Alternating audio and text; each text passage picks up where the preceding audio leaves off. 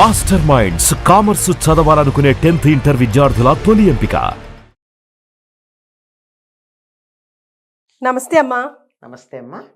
అమ్మ, June 26th to July 4th Varahi or Gupta నవరాత్రులు. So అమ్మవారి విశిష్టత గురించి, ప్రాముఖ్యత గురించి తెలుసుకుందాం. అమ్మా,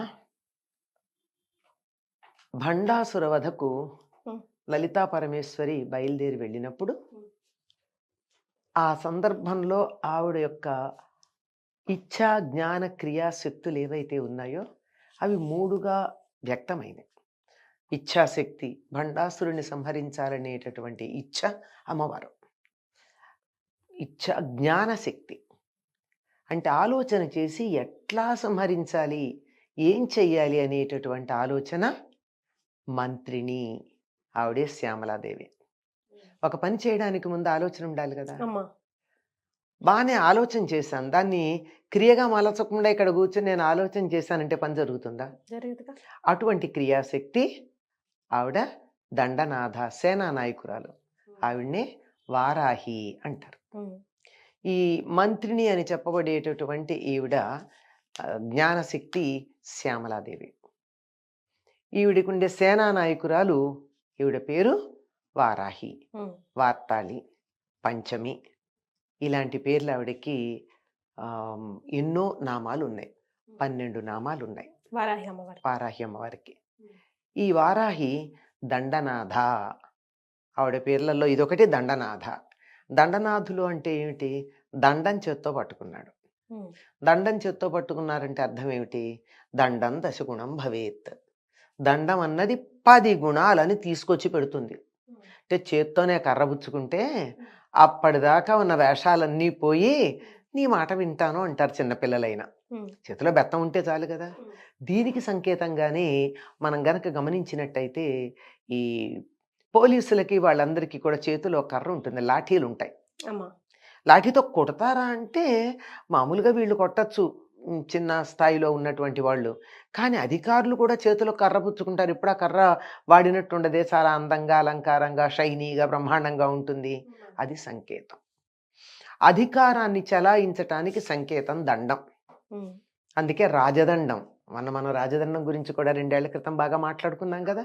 ఈ రాజదండం అన్నది, రాజు అన్నవాడు నేను దండిస్తాను అని చెబుతూ ఉంటే తప్ప ప్రజలు చాలా మంది మాట వినరు. అవును కదా. కొంతమంది మామూలుగా వింటారు మర్యాదగా చెప్తే, లేనప్పుడు దండం కావాలి. అటువంటి దండనాథ అంటే దండం చేతిలో పుచ్చుకుంది. ఈ దండం ఎట్లాంటిది అంటే, లలితా పరమేశ్వరి ఏం చేసిందంటే, నువ్వు ఏది చెబితే అది నా ఆజ్ఞగా చలామణి అవుతుంది అని చెప్పి తన రాజముద్రిక ఈవిడికి ఇచ్చింది, శ్యామలాదేవికి ఇచ్చింది. నువ్వేం చేస్తే అది అందరూ ఒప్పుకుంటారని చెప్పి ఈవిడికి దండం ఇచ్చి దండనాథ అయింది. ఆ ఇచ్చినవి ఏమి ఇచ్చిందంటే, ఈవిడ చేతిలో ఆయుధాలు ఉన్నాయి, 8 రకాల ఆయుధాలు ఉన్నాయి. వాటిల్లో ప్రధానంగా ఉన్నవి ఏమిటంటే, ఇక్కడి నుంచి 2 తీసి ఇచ్చింది. ముసలము, హలము. హలం అంటే నాగలి, ముసలం అంటే రోకలి. తన ఆజ్ఞాచక్రం నుంచి తీసి ఇచ్చింది. అవి 2 కాక ఇంకా శంఖము, చక్రము, పాశము, అంకుశము, వరదము, అభయము, ఈ 8 చేతుల్లో 8 ముద్రల్ని ధరించుంటుంది ఈవిడ. ఈవిడ రూపం ఎలా ఉంటుందని వర్ణించబడిందంటే, ఈవిడ కోలవదన, కుశేశయనయన, కోకారి మండిత శిఖండ, సంతప్త కాంచనాభ, సంఝారుణచేల సంభృత నితంబ, హల ముసల శంఖ చక్ర అంకుశ పాశ అభయ వరస్ఫురిత హస్త, కూలంకషానుకంప, కుంకుమజంబాలి న్యస్తస్తనాభోగ, ధూర్తానామతి దూర, వార్తాశేషావలగ్న కమనీయ, ఆర్తాళీ శుభరాత్రి, ఆర్తాళీ శుభదాత్రి, వార్తాళీ భవతు వాంఛితార్థ. ఈవిడని ప్రార్థనా శ్లోకాలు ఇవి వారాహిదేవికి. ఎలా ఉంటుందంటే, కోలవదన, కోలము అంటే వరాహము. వరాహం అంటే తెలుసు కదా. ఆ వరాహము ముఖం ఉంది. తర్వాత కుశేశయనయన, పద్మాల్లాంటి అందమైనటువంటి కన్నులు కలిగినటువంటిది. పైగా ఇంకొక చోట వర్ణిస్తారు, 1000 రేకులున్న పద్మంలో నిరంతరం అలా విహారం చేసేది అని ఆవిడని. ఆ తరువాత మంచి చంద్రుడు తన శిఖ మీద అలంకారంగా కలిగినటువంటిది. ఎలా ఉందిటంటే రూపం నలుపే గాని దాని నుంచి వచ్చేటటువంటి కాంతి ఎలా ఉందంటే కరిగించిలా ధారగా పోస్తున్నటువంటి బంగారం లాంటి కాంతి కలిగింది. సంతప్త కాంచనాభ, కరుగుతూ ఉన్నటువంటి బంగారంలాగా మెరిసిపోయేటటువంటి కాంతి కలిగింది. అంటే నల్లని శరీరం నుండి కూడా అటువంటి కాంతి వస్తుంది. పైగా సంధ్యాకాలంలో ఉండే ఎర్రని రంగు కలిగినటువంటి వస్త్రాన్ని ధరించినటువంటిది. చెప్పాను కదా, హలము అంటే నాగలి, ముసలము రోకలి, సరే శంఖము, చక్రము, వరదము, అభయము, ఆ పైన అంకుశము, పాశము, వీటిని తన చేతులలో ధరించినటువంటిది. కూలంకషానుకంప, ఒడ్డుని ఒరుసుకుంటూ ప్రవహించేటటువంటి ప్రవాహంలాగా ఉన్న దయ కలిగింది. అంటే ఎప్పుడైనా గట్టు తెంచుకుని ఆ దయ మన మీద ప్రసరించవచ్చు అనమాట. అంత దయ కలిగినటువంటిది. కుంకుమతో అలంకరించబడిన బురదగా అలంకరించబడినటువంటి ఇక్కడి నుంచి ఇక్కడి దాకా ఉండే ప్రాంతాన్ని ఆభోగం అంటారు. అంటే ఈ స్తనాల దాకా, కంఠం నుంచి స్తనం దాకా ఉండేది. ఇది ఎందుకు ఆభోగం అంటే నగలన్నీ ఇక్కడే పెట్టుకోవాలి. అక్కడేముందంటే కుంకుమ అలంకరించబడిందిట. కుంకుమ అంటే మనం మొహాన్ని పెట్టుకునే కుంకుమని కాదమ్మా, కాశ్మీరంలో దొరికే కుంకుమ పువ్వుతో చేసినటువంటిది, అది కుంకుమ. దాన్ని ధరించినటువంటిది. ఇక అసలు లక్షణం ఏమిటో తెలుసా? భౌతిక రూపం ఇదైతే ధూర్తానా మతి దూర, దుర్మార్గులకి చాలా దూరంగా ఉంటుంది. ఆహా, దుర్మార్గులు ఈవిడ దగ్గరికి రాలేరు. ఎలా? దుష్ట దూర, దురాచార శమని, దోషవర్జిత, లలితారాసనామ సహస్రంలో ఉంది కదా ఆవిడ వర్ణన. అలాగే వార్తాశేషావలగ్న కమనీయ, ఇది అస్సలు ఆవిడ లక్షణం. వార్త అంటే మనం న్యూస్ అనే అర్థంలో చెప్పుకుంటాం. వార్త అంటే జీవిక అంటే బతుకు తెరువు, బతకడానికి కావాల్సినటువంటి విశేషం. ఏమిటి బ్రతుకు తెరువు? అందరికీ ఆహారం కావాలి, బ్రతికి ఉండాలి. వ్యవసాయం మొదలైనటువంటి వాటికి సంబంధించిన విశేషాలకు వార్త అని పేరు. వార్త యందు జగము వర్తించుచుండును అని మన వాళ్ళకు చెప్తారు. వార్తలో జగత్తు ఉందంటే న్యూస్ పేపర్లోని న్యూస్తో ప్రపంచం తెలుస్తుందని లేనిపోని అర్థం చెప్పుకుంటాం కాదు. చక్కగా జీవనోపాధి, జీవిక ఏదైతే ఉందో దాంట్లోనే ఈ మొత్తం అంతా బ్రతుకుంది. ఎవరెట్లా బతుకుతారో వేరే మాట. నువ్వు వ్యవసాయం చేస్తావా, వ్యాపారం చేస్తావా, వ్యవహారం నడుపుతావా, అది వేరే మాట. కానీ ఏదో ఒకటి ఉంది కదా. అటువంటి వార్తని చక్కగా చేస్తూ చాలా జాగ్రత్తగా అందరికీ వార్తను అందిస్తూ ఉంటుంది ఆవిడ. అందరికి మన జీవనోపాధి కల్పిస్తూ ఉంటుంది, బతికేటట్టుగా చేస్తూ ఉంటుంది. పైగా కనపడనటువంటి సన్నని నడుము ఉందండి ఆవిడికి. ఉందని అన్నారంతే, ఉందో లేదో కనపట్టల్లా. మాట బట్టి ఆవిడికి నడుము ఉందనుకోవాలి కానీ అంత సన్నగా ఉంది. ఆ తర్వాత ఆర్తాళి శుభదాత్రి, బాధపడినటువంటి వాళ్ళకి శుభాన్ని కలిగించేది. ఎవరైనా నాకు కష్టం ఉందమ్మా అంటే వెంటనే శుభాన్ని కలిగిస్తుంది. వార్తాళి, ఆవిడకున్న మరో పేరేమిటి? వార్తాళి. ఆవిడకున్న పేర్లలో ఒకటి వార్తాళి. ఆ వార్తాళి మాకందరికీ శుభమును కలిగించు అని అడిగా. ఇది అమ్మవారికి సంబంధించిన, వారాహీదేవికి సంబంధించిన స్తుతి. దీన్ని బట్టి అర్థం చేసుకోవాల్సిన విషయం ఏమిటంటే దుష్టులను దూరం చేస్తుంది, శుభాలను కలిగిస్తుంది, మనకు ఆహారాన్ని కలిగిస్తుంది. ఈవిడ ఇంద్రియాల మీద ఆధిపత్యం కలిగింది. ఇంద్రియాలు చక్కగా పనిచేయాలి అంటే శరీరానికి పుష్టి ఉండాలి. శరీరానికి అంటే అన్నం తినకపోతే కళ్ళు బయర్లు కంపుతాయా లేదా? మాట వినపట్టలేదండి, చెవులు గళ్ళు పడుతున్నాయండి, నోరు ఎండిపోతుందండి అంటాం. అట్లా లేకుండా ఉండాలంటే ఏం కావాలి? తుష్టిగా ఉండాలి. ఆ తుష్టికి కావలసినటువంటిది, శరీరం పుష్టిగా ఉండాలి అంటే దానికి కావలసినటువంటి పనులు చేయడానికి అమ్మవారు కారణం. అందుకని ఆవిడ చేతిలో ఉన్నట్టు ఒక ఆయుధం నాగలి. నాగలితో భూమిని దున్నితే పంట పండితే వచ్చినటువంటి దాన్ని రోకలితో దంచి బియ్యం చేసుకుంటే మనకు ఆహారం వస్తుంది. అప్పుడు నీకు భయం లేదు అంటుంది. అప్పుడు నీకు కావలసిన వరాలు ఇస్తానంటుంది. పైగా ఈవిడ ఇంకోటి ఏమిటంటే భూమికి ప్రతీకగా ఎందుకు చెప్తారు అంటే వరాహం ఎప్పుడూ భూమిని చొచ్చుకుపోతూ ఉంటుంది. భూమి లోపలికి వెళ్ళిపోతూ ఉంటుంది, ఇలా తవ్వుకుంటూ తవ్వుకుంటూ తవ్వుకుంటూ వెళుతూ ఉంటుంది.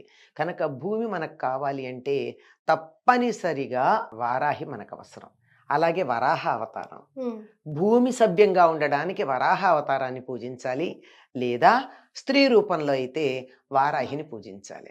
సాధారణంగా చాలామంది ఏమనుకుంటారంటే ఈ వారాహికి వరాహ అవతారం భర్త అనుకుంటారు. కాదమ్మా. కాదమ్మా, ఆయనకి సోదరే కదా ఈవిడ. అమ్మవారు నారాయణుడికి సోదరు అయ్యేటప్పుడు భర్త ఎట్లా అవుతాడు కదా. నారాయణి అంటే పార్వతీదేవి, నారాయణుడు అంటే విష్ణుమూర్తి. వాళ్ళిద్దరిని ఎట్లా చెప్తాం? ఒక భైరవుడు ఈవిడికి భర్త, అష్టభైరవుల్లో ఒకరు. ఆ అష్టభైరవుల్లో ఒక భైరవుడు ఈవిడికి నాయకుడుగా చెప్పబడుతూ ఉంటాడు. ఈవిడ ఎవరు అంటే ఇంతకీ కిరిచక్ర రథారూఢ దండనాథ పురస్కృత, లలితారహస్యనామ సహస్రంలో కనపడుతుంది మనకి. కిరిచక్రాన్ని అధిరోహించినటువంటి దండనాథ ముందు వెడుతూ ఉంటే అమ్మవారు యుద్ధానికి బయలుదేరి వెళ్ళింది. కిరి అంటే కూడా వరాహమే.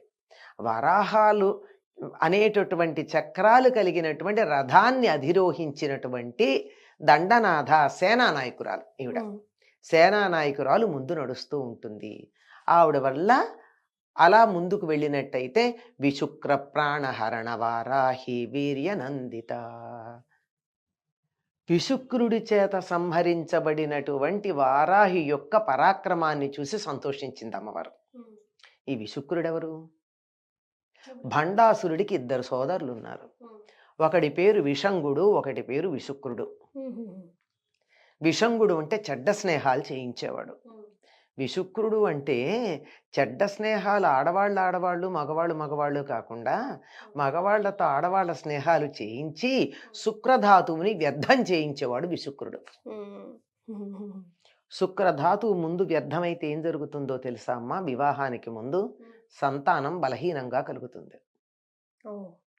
అందుకని బ్రహ్మచర్యం పాటించిన వాళ్ళకి మాత్రమే వివాహం వరకు బ్రహ్మచర్యం పాటిస్తేనే మంచి సంతతి కలుగుతుంది.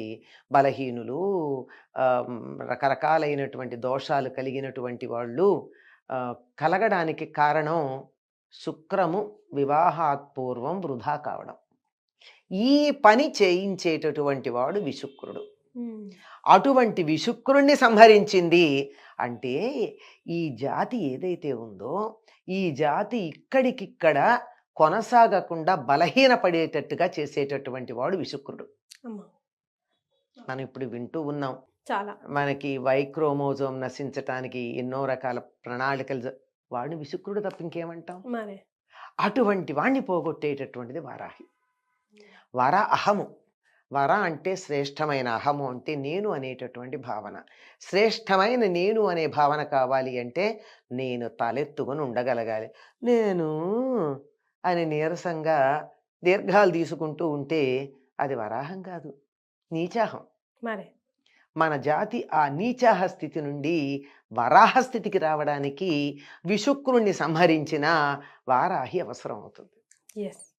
సో వారాహి అమ్మవారిని అందరూ ప్రతి ఒక్కరు కూడా ఆరాధించవచ్చామా? అమ్మ ఆరాధించటం అంటే నమస్కారం చేసుకోవచ్చు, పూజ చేయొచ్చు. ఎందుకు చేయకూడదమ్మా? ఇప్పుడు అమ్మవారు ఉదాహరణకు చెప్పుకుందాం, మనకి సైన్యాధిపతులు త్రివిధ దళాధిపతులు ఉన్నారు. వాళ్ళకి ఇవ్వాల్సిన గౌరవం వాళ్ళకి ఇవ్వాలా అక్కర్లేదా? ఇవ్వాల్సిందేగా. వాళ్ళకి పైన ఎవరున్నారు? రాష్ట్రపతి. ఇక్కడ జనరల్ మాటలు మనం మామూలుగా చెప్తే రాష్ట్రపతి ఎదురుగా నువ్వు త్రివిధ దళాధిపతుల్లో ఏదో ఒక దళానికి అధిపతి వస్తే ముందర ఆయనకి నమస్కారం చేస్తావా? రాష్ట్రపతికి చేస్తావా? రాష్ట్రపతికే చేస్తాం కదా. అంత మాత్రాన వీళ్ళని తక్కువ చేశామా? లేదు. వీళ్ళకి ఇవ్వాల్సిన గౌరవం, వీళ్ళకి ఇవ్వాల్సిన మర్యాద, వీళ్ళకి ఇవ్వవలసిన పొజిషను ఎట్లా ఇవ్వాలి, ప్రధానం అక్కడ. అలాగే వారాహి పూజలు చేయండి, తప్పనిసరిగా చేయండి. ఎందుకంటే ఈ వారాహి ఎంత గట్టిగా ఉంటే భండాసురుణ్ణి సంహరించే లలితా పరమేశ్వరికి అంత హాయిగా ఉంటుంది. ఎందుకంటే ఆవిడ పని కొంత తగ్గుతుంది కనుక. పైగా పని తగ్గడం కాదు, ఎదుర్కొనడానికి కూడా ఢీ అంటే ఢీ అనడానికి తగిన స్థాయి వాళ్ళు ఉండాలి కదా. వీళ్ళు 6 నెలలు సాము చేసి మూలనున్న ముసలమ్మని కొడతారా? ఎవరి స్థాయి వాళ్ళతో వాళ్ళు వెళ్ళాలి. కనుక ఈ వీళ్ళకుండేటటువంటి వీడి దగ్గర ఉండేటటువంటి తమ్ముళ్ళు సేనా నాయకులుగా వస్తే వాళ్ళను సంహరించాల్సింది ఈవిడ. ఉమ్, కనుక ఇప్పుడు వారాహి అవసరం ఎంతుందో మీకు అర్థం కావాలి. ఈ జాతి బలంగా ముందుకు కొనసాగాలంటే, విశుక్ర సంహారం జరగాలి అంటే, ఈ జాతిలో ఉన్నటువంటి జన్యువులు చక్కగా ముందు కాలాలకి సరిగ్గా కొనసాగాలంటే విశుక్ర సంహారం జరిగి వారాహి అమ్మవారు విజృంభించవలసినటువంటి అవసరం ఉంది. కానీ వారాహియే ప్రధానం అనుకుని లలితా పరమేశ్వరుని పక్కన పెట్టకూడదు. అదేలేండి. అక్కడ వస్తోంది సమస్య. తప్పనిసరిగా ఎవరిని పూజించాలన్నా 9 రోజులు మనకి ప్రధానం. 9 పూర్ణ సంఖ్యగా చెప్తారు. కనుక ఒక దీక్ష పూర్తి కావాలంటే 9 రోజులు. వారాహి అమ్మవారిని పూజించాలంటే కూడా 9 రోజులు పూజిస్తారు. ఈవిడికి పంచమి అని పేరుంది. ఎందుకంటే సప్తమాతృకల్లో ఈవిడ 9వది. ఉమ్, విష్ణుమూర్తి విష్ణుమూర్తి అవతారమైన వరాహము యొక్క శక్తి వారాహి. ఉమ్, మనం చెప్పుకుంటాం కదండి, బ్రాహ్మి మాహేశ్వరి కౌమారి వైష్ణవి వారాహి అని చెప్పేట 5వ మాతృక ఈవిడ. ఈవిడ్నే వార్తాళి అంటారు, అంటే జీవనోపాధి కలిగించేటటువంటిదని. అలాగా దండనాథ, సంకేత, సమయ, సమయపాలిని. కానీ అమ్మవారి రూపం గురించి భలేగా చెప్పారమ్మా. అంటే ఊహించుకోవచ్చు అనమాట, క్లియర్ పిక్చర్. ఎంత అందంగా ఉంటుందో వారాహి రూపం. మీరు ఎప్పుడన్నా చూడాలంటే కరీంనగర్ దగ్గర ఒక క్షేత్రం ఉందమ్మా, అక్కడ ఉంటుంది వారాహి. అమ్మవారు కానీ భూదేవి కూడా ఉంటుంది అక్కడ. ఆ రూపాలు చూస్తే నాకు రాబుద్ధి వల్ల గబగబా వాళ్ళని అడిగి తలుపులు తెరిపించేసి ఎత్తుకుందాం అనిపించింది. అంత అందంగా, అంత ముద్దుగా ఉంటాయి. అంత చాలా అందమైనటువంటి రూపం అమ్మ వరాహ రూపం, తక్కువదేం కాదు. కాకపోతే ఈ వారాహి కొంచెం భయంకరంగా ఉంటుంది అని ఒక లోకంలో ప్రథ ఉంది. అది అపప్రథే. ఎందుకంటే అప్పుడప్పుడు కోపం తెచ్చుకోపోతే ఎట్లాగమ్మా? పిల్లవాడి మీదకి ఏ కుక్కో వస్తోంది, తల్లి ఆయ్ అని కుక్క నరుస్తుంది. పిల్లవాడిని కాదు కదా, ఆవిడ అక్కడ రౌద్రంగా ఉంటేనేగా వీడికి రక్షణ. కనుక అలా ఉంటుంది. కాకపోతే నిరంతరం ఆ విధంగా ఉండే రౌద్ర రూపంలో ఉన్న అమ్మవారిని మాత్రం నిరంతరం ఆరాధించకూడదు. ఎందుకంటే దేన్ని ఆరాధిస్తే ఆ రూపం మనకు వస్తుంది కనుక మనం కూడా అందరి మీద అలా కోపం తెచ్చుకుంటామేమో. అందువల్ల ఆ సమయంలో మనం ఆరాధించవచ్చు. అంతవరకు. రైట్. చాలా సంతోషం అమ్మా. ధన్యవాదాలు. నమస్తే.